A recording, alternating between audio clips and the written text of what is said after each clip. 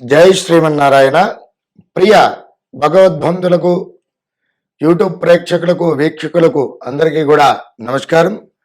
కార్యక్రమాన్ని ప్రారంభం చేసేటువంటి ముందు చక్కటి శ్లోకంతో కార్యక్రమాన్ని ప్రారంభం చేసుకుందాం. శ్రీ విద్యాం జగదాం దాత్రిం దుర్గస్థితిలయేశ్వరీం నమామి లలితా నిత్యం మహాత్రిపుర సుందరీం చతుర్భుజే చంద్రకళావతాంసే కుచున్నతే కుంకుమారాగచూనే పుండ్రక్షపాచాం భుజపుష్పవానాం మస్తే నమస్తే జగదేకమాతః జ్ఞానానందమయం దేవం నిర్మలా స్ఫటికాకృతిం ఆధారం విద్యానం సర్వ విద్యానాం ఆయగ్రీవముపహాస్మయే. యూట్యూబ్ ప్రేక్షకులకు, వీక్షకులకు అందరికీ కూడా నమస్కారం. కార్యక్రమాన్ని ప్రారంభం చేసుకునేటువంటి ముందు చక్కటి శ్లోకంతో కార్యక్రమాన్ని ప్రారంభం చేసుకుందాం. శ్రీ విద్యాం జగదాం దాత్రిం దుర్గస్థితిలయేశ్వరీం నమామి లలితా నిత్యం మహాత్రిపుర సుందరీం చతుర్భుజే చంద్రకళావతాంసే కుచున్నతే కుంకుమారాగచూనే పుండ్రక్షపాచాం భుజపుష్పవానాం మస్తే నమస్తే జగదేకమాతః జ్ఞానానందమయం దేవం నిర్మలా స్ఫటికాకృతిం ఆధారం సర్వ విద్యానాం హయగ్రీవముపాస్మయే. జై శ్రీమన్నారాయణ.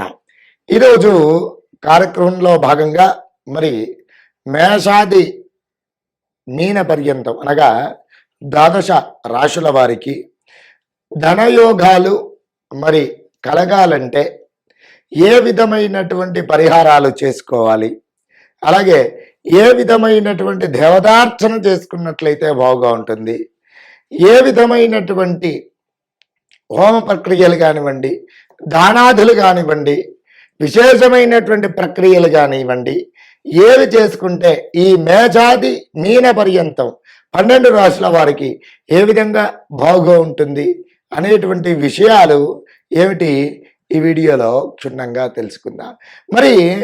మేషాది మీన పర్యంతము ధనయోగాలు కలగాలంటే ఏ విధమైనటువంటి రాశితత్వ ఆధారంగా గ్రహ రాష్ట్రాధిపతి అయినటువంటి గ్రహాలు కూడా అనుకూలంగా ఉండాలి. అవి ఆ రాష్ట్రాధిపతి అంటే మనము ఉదాహరణకు తీసుకున్నట్లయితే ఏమిటి, మేషరాశాదికి కుజుడు అధిపతి కాబట్టి దాని పూర్వకంగా కుజుడు యోగకారకంగా మారాలంటే ఏ విధమైనటువంటి పరిహారాలు పాటించాలి, దానికి ఉపయుక్తమైనటువంటి యోగకారకమైనటువంటి ఫలితాలు కలగాలంటే ఏం చేయాలి అనేటువంటిది, అలాగే ఆకస్మిక ధనయోగాలు కలగాలంటే, అలాగే విపరీతమైనటువంటి ధనయోగం కలగాలంటే మేషాది మీన పర్యంతము వివిధ రాశుల వారికి యోగకారకమైనటువంటి ఫలితాలు పొందాలంటే ఏ విధమైనటువంటి పరిహారాలు పాటించాలి అనేటువంటివి ఈ వీడియోలో క్షుణ్ణంగా తెలుసుకుందాం. ఆకస్మిక ధనయోగము అలాగే ఆర్థిక పరమైనటువంటి విషయాలలో మంచి పురోభివృద్ధి సాధించడానికై గనక చూసుకున్నట్లయితే పరిహార మార్గాలలో భాగంగా ముఖ్యంగా మహాలక్ష్మి అమ్మవారి యొక్క మూల మంత్రముతో ఏమిటి హోమము అనేటువంటిది జరిపించినట్లయితే ఆకస్మిక ధనయోగం కలుగుతుంది. ఆ హోమము చక్కగా ఏమిటి బిల్వపత్రములతో చేసుకున్నట్లయితే ఆకస్మిక ధన ప్రాప్తి కలుగుతుంది. అలాగే పరిహార మార్గాలలో భాగంగా ముఖ్యంగా ఈ హోమ ప్రక్రియ చేసుకునేటటువంటి అప్పుడు శ్రీ సూక్తంతో కూడా హోమం అనేటువంటిది జరిపించినట్లయితే చాలా యోగకారకంగా ఉంటుంది. అలాగే ముఖ్యంగా అమ్మవారికి హోమం జరిపించేటువంటి రోజున తప్పకుండా ఏమిటి దానిమ్మ గింజలతో హోమం అనేటువంటిది జరిపించండి. మహాలక్ష్మి అమ్మవారి యొక్క మూల మంత్రం అనేటువంటిది తప్పకుండా బిల్వ పత్రములతో, అలాగే మీకు ఇంకా దొరికినట్లయితే తామర పువ్వులతో దానిమ్మ గింజలతో ఈ 3 ద్రవ్యములు కూడా వాడి అమ్మవారి యొక్క మహాలక్ష్మి అమ్మవారి యొక్క మూలమంత్ర హోమం చేసినట్లయితే చాలా యోగకారకమైనటువంటి ఫలితములను తప్పకుండా పొందుతారు. అలాగే వీటితో పూర్వకంగా మరి ధనాధిపతి ఎవరయ్యా అంటే కుబేరుడు కదా. కాబట్టి లక్ష్మీ కుబేర పాశుపత మూలమంత్ర హోమం కూడా నిర్వహించినట్లయితే మీ యొక్క ఆర్థికపరమైనటువంటి రుణబాధలు తొలగిపోతాయి.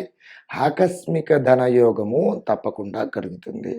అలాగే వీటితో పాటుగా తక్షణమే ఆకస్మిక ధనయోగం కలగడానికై స్వర్ణాకర్షణ కాలభైరవ మూలమంత్ర హోమం కూడా నిర్వహించినట్లయితే ఆకస్మిక ధనప్రాప్తి కలుగుతుంది. ఆర్థికపరమైనటువంటి విషయాల్లో మంచి యోగకారకమైనటువంటి పరిస్థితులను తప్పకుండా పొందుతారు.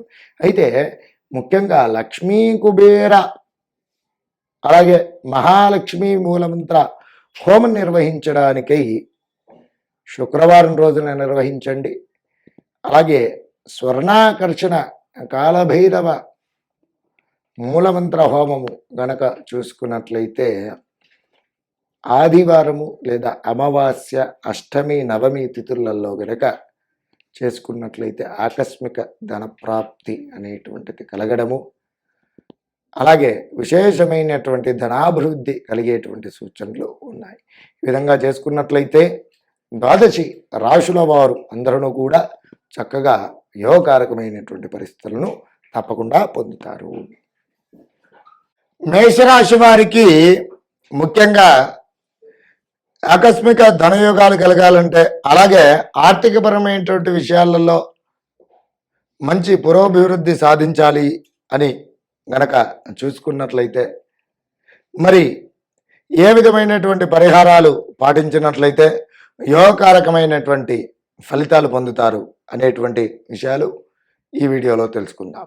మరి మేష రాశి వారి యొక్క నక్షత్రాలు ఏమిటి అని కనుక చూసుకున్నట్లయితే అశ్విని నక్షత్రం 1, 2, 3, 4 పాదములు, భరణి నక్షత్రం 1, 2, 3, 4 పాదములు, కృతికా నక్షత్రం 1వ పాదం వారు కలిసి మేషరాశి వారు అవుతున్నారు.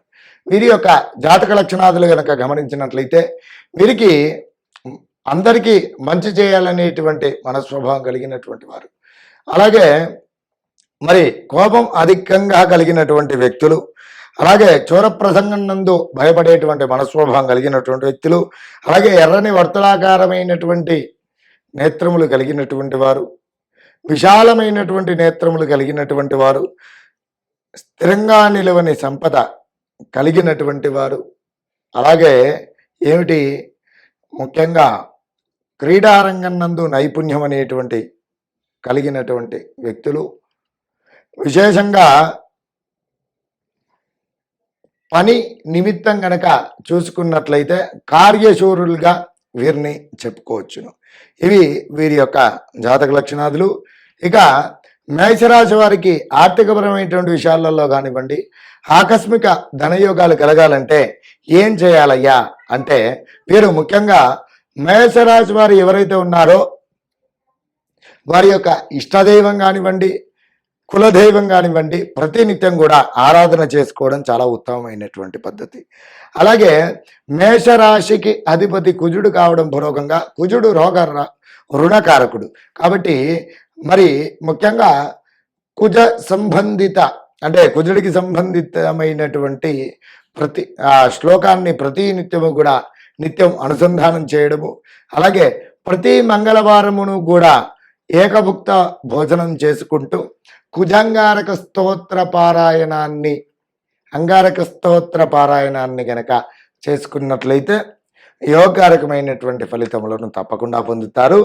అలాగే ఈ మేషరాశి వారు ముఖ్యంగా ప్రతి మంగళవారమును కూడా విశేషంగా ఒక పూట భోజనము చేసుకుంటూ ఎర్రని రంగు దుస్తులు ధరించుకుంటూ మరి ఆ మంగళవారం రోజున ఎర్రని రంగు గల పదార్థములు ఏవైతే ఉంటాయో అవి పేదలకు కానీ, వృద్ధులకు కానీ, బ్రాహ్మణులకు కానివ్వండి, అలాగే పండ్లు కానివ్వండి దానం చేయడం పూర్వకంగా యోగకారకమైనటువంటి ఫలితములు తప్పకుండా పొందుతారు.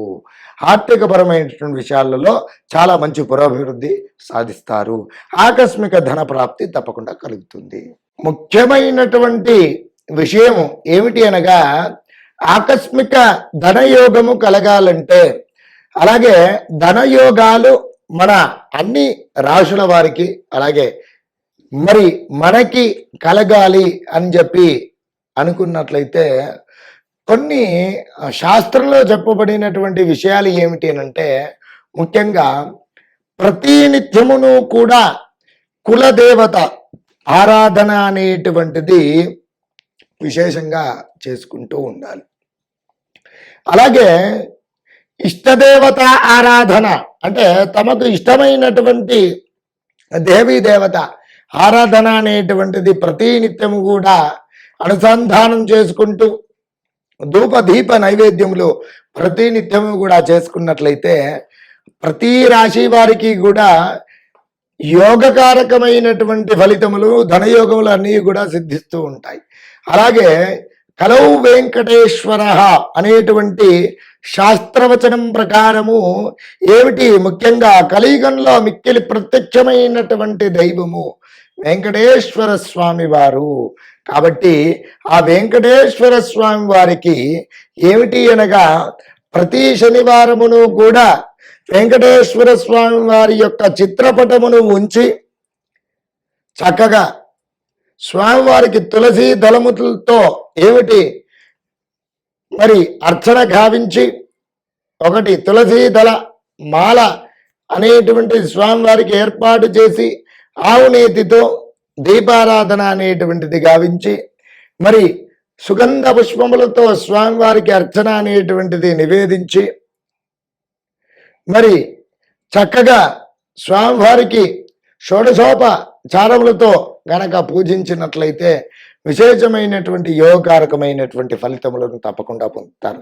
అలాగే స్వామివారికి వెంకటేశ్వర స్వామి వారికి ఎవరైతే ఆర్థిక రుణ బాధలతో పీడింపబడుతున్నారో, అలాగే ఎవరికైతే ధనయోగము కలగాలని చెప్పి ఆశిస్తున్నారో, స్వామివారికి చక్కగా ఏమిటి అనంటే వెంకటేశ్వర స్వామి వారికి ఒక తెలుపు వస్త్రము తీసుకొని దాన్ని చక్కగా ఏమిటి పసుపు కలిపిన నీళ్ళల్లో ఉంచి దాంట్లో కాస్త ఏమిటి పచ్చకర్పూరం కలిపి అందులో ఏమిటి కాస్త తడిపేసి చక్కగా మరి అందులో పసుపు కుంకుమ పచ్చకర్పూరము అలాగే 2 ఖర్జూరములు 2 వక్కలు 2 పసుపు కొమ్ములు మీ యథాశక్తి దక్షిణ అంటే ఏమిటి ఒక 100 రూపాయి కానివ్వండి, 500 రూపాయి కానివ్వండి, 1000 రూపాయి కానివ్వండి అందులో ఉంచి చక్కగా దాన్ని ముడి వేసుకొని స్వామివారి యొక్క ఆ ముడుపు కట్టినటువంటి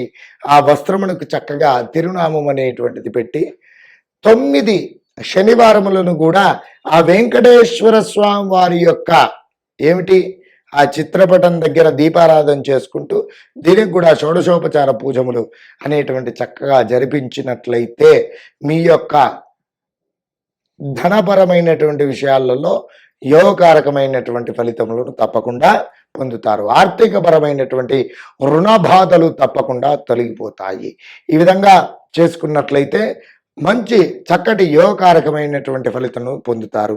అలాగే ఈ 9 శనివారములు చేసుకున్నటువంటి పిదప ఎవరైనా మరి వెంకటేశ్వర స్వామి వారి యొక్క దేవాలయంలో హుండీలో వేసినట్లయితే, లేదా ఎవరైనా తిరుమల తిరుపతి వెంకటేశ్వర స్వామి వారి సన్నిధికి వెళ్ళినట్లయితే వారికి ఇచ్చి పంపించినట్లయితే ఆ హుండీలో వేసినట్లయితే మీ యొక్క కోరిక తప్పకుండా సఫలీకృతం అవుతుంది.